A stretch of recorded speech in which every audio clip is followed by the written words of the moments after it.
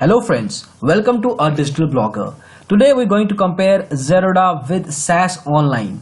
A lot of people have given us a feedback to come up with reviews of Zerodha with some of the recent discount stockbrokers. And in this series we are starting today with SAS Online and we'll be coming up with Pro Stocks comparison, Trade Smart Online comparison and some others in the lead.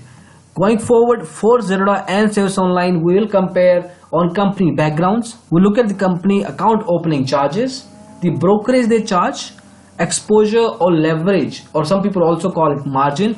So what kind of exposure they provide across segments, any research or trading education they provide to their clients, the trading platforms. We'll look at specifically the mobile apps for a reference here, and some other features that can help you to decide which particular stockbroker out of these two is preferable for you.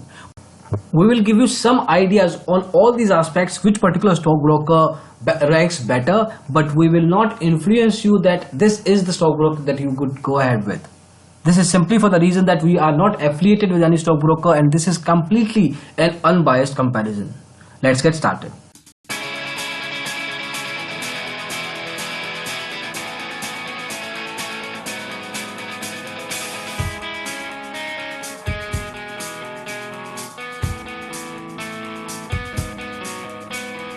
Talking about company backgrounds, both Zerodha and SAS Online are discount stockbrokers by nature. Zerodha came into existence in the year 2010 as the first discount broker. Looking at the opportunity in the discount broking space, a lot of other small entrepreneurs came into the picture, SAS Online being one of them. Today, Zerodha has 11 distribution centers across India. Since they are not a full service stockbroker, they do not have any much of an offline presence through their sub-brokers or franchise. But what they have is 11 distribution centers where you can talk about your account related concerns. When it comes to SAS Online, they have only their headquarters. They don't really have any branches whatsoever across India.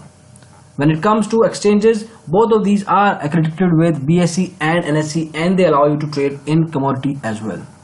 Going forward, let's talk about the account opening charges. So in case you are interested to open an account with either of them, Zerodha will charge you 200 rupees. But if you want them to courier the account opening forms, they will charge you 100 extra. That makes it 300 rupees for trading account. SAS Online asks you 200 rupees for that. Demat account 100 rupees for Zerodha and 200 rupees for SAS Online. There are no annual maintenance charges for trading and demat account as far as SAS Online is concerned. So the total upfront cost is 400 for SAS Online, while when it comes to Zerodha, they will ask you an AMC or annual maintenance charge of 300 rupees every year. So upfront charges in case of Zerodha will be probably 300, but there will be a recurring cost of 300 every year if you go ahead and open a demat account with Zerodha. As far as brokerage is concerned, this is where the actual competition lies. So if you are somebody who is specifically looking at low brokerage charges between Zerodha and SAS Online, as far as delivery trades are concerned, Zerodha does not charge you anything, but everywhere else they will charge you 0.01% or rupees 20 being the maximum cap at per trade level. But when it comes to SAS Online, this number is 0.1% to 9 rupees per executed order for delivery. The delivery trades are not free in this case, but every other segment they are charging you 0.01% on 9 rupees cap per executed order. So here the unit is an order as compared to Zerodha where they charge you 20 rupees per trade. So depending on your trading behavior or what exactly kind of volumes you play on the stock market, you can choose to play either of these two stockbrokers here. But SAS Online marginally looks better as far as other segments except delivery trades are concerned. Next up is exposure or leverage. Now exposure is basically a concept where every stockbroker gives you a specific limit of going ahead on your trading balance. So if you have, let's say, 10,000 rupees, let's take an example of Zerodha where they have an exposure of 5 times for intraday. Now coming back, if you have 10,000 in your trading account balance, then you can play trades for up to 50,000 rupees in equity intraday. This range becomes 20 times for SAS Online. SAS Online is known to be one of those stockbrokers that provide you very high exposure across segments except currency. So if you are looking for high exposure, then SAS Online is relatively a better option for you.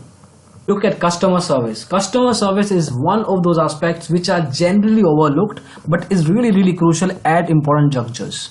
When it comes to Zerodha and SAS Online, they do an average job. Both of them being discount stockbrokers, you can't really expect too much from them. They have limited channels of communication. They give you email support, they give you phone number. In Zerodha's case, you'll also get access to the offline branches that we discussed. 11 of them in the metro cities, but not beyond that. So if you're living in a smaller city, you will not get any access whatsoever in an offline way through either of these stockbrokers.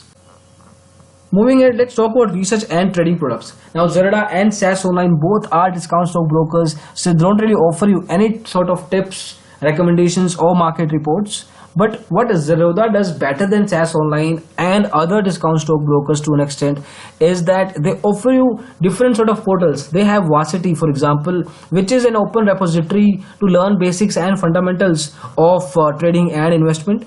They have Z Connect, Open Trade, Trading Q&A, where you can connect with stock experts, heavy traders, and learn from their experience and place your trades accordingly. So this is some of the initiatives. They also done regular YouTube webinars. So they are trying to get in touch with you on whatever level they can and make sure that you are learning while you are trading in the market. SAS Online doesn't really do that as of now. Probably they might come up looking at the overall competition. In terms of trading segments, Zerodha and SAS Online are almost similar, but if you are looking to invest in an IPO, then Zerodha is not a choice that you can make. They don't really have a direct way of IPO investments. SAS Online, on the other hand, allows that. So if you are looking at a discount broker between these two and are looking to invest in an upcoming IPOs or in the future, then go ahead with SAS Online for that. Now let's talk about some other features that can help you to differentiate between these two stockbrokers. SAS Online gives you regular SMS alerts. These SMS alerts are not market tips or recommendations, but are generic news that can impact the market. At the same time, Zerodha offers you automated trading. SAS Online doesn't do that. Neither of these stockbrokers give you market tips, margin funding, any sort of relationship manager, and obviously they can't offer you a 3-in-1 Demat account. But one of the biggest differentiation between any two stockbrokers is always their trading platforms. The best part of Zerodha and SAS Online in this case is that they are developing their in-house trading platforms. A lot of other discount and full service stockbrokers, they put their emphasis on, let's say, brokerage or customer service, which is good, but what they always overlook is the performance of their trading platforms. Either they outsource it or use the NSE or BSE based trading platforms. They don't give much of an emphasis as far as digital innovation is concerned.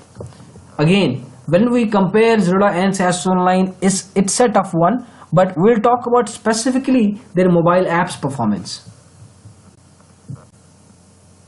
We are using Google Play Store for reference here. We have done some user interviews and surveys to complete this research. Now when it comes to Kite, which is the mobile app of Zerodha, it's rated at 4.2 by 7,100 registered users. It has been rated by around 11 to 12%, either at 1 or 2, which is not that bad. It's still a good ranking. Some of the concerns that came out in the user interviews with Zerodha Kite mobile app are towards the overall loading of charting features. This can happen intermittently. It's not a regular concern, but when you are doing your technical or fundamental analysis, you might face such issues.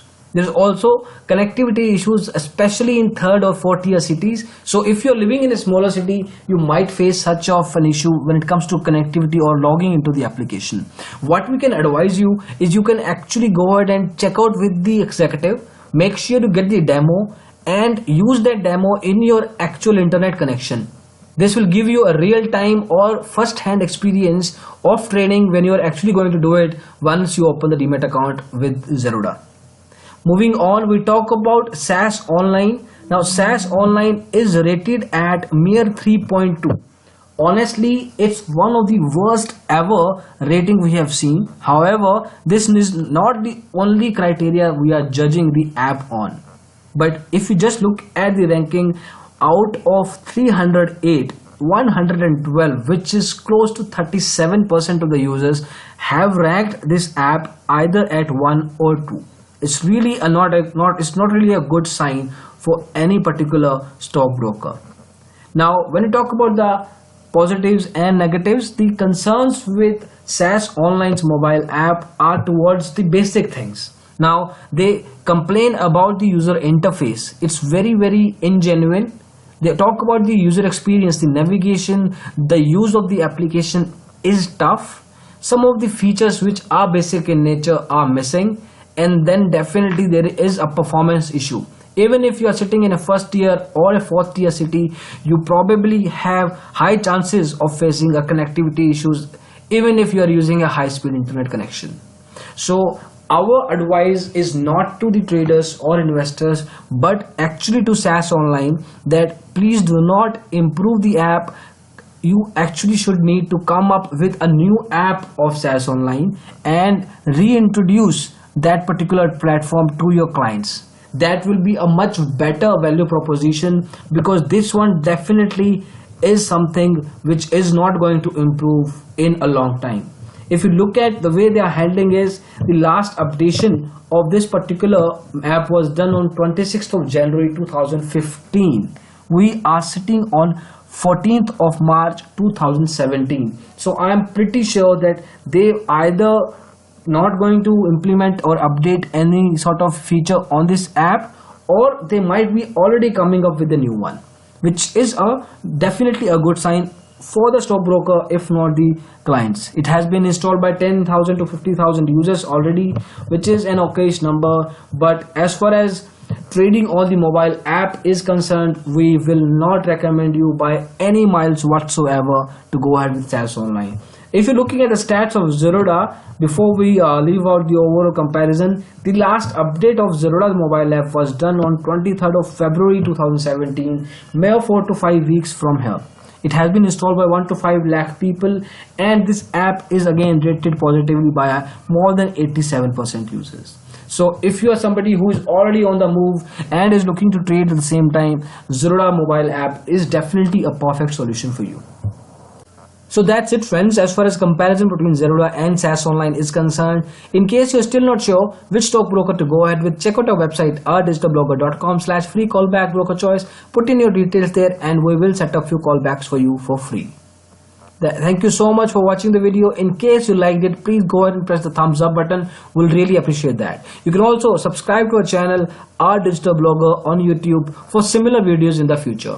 Thank you so much again, guys. Have a great time. Bye-bye.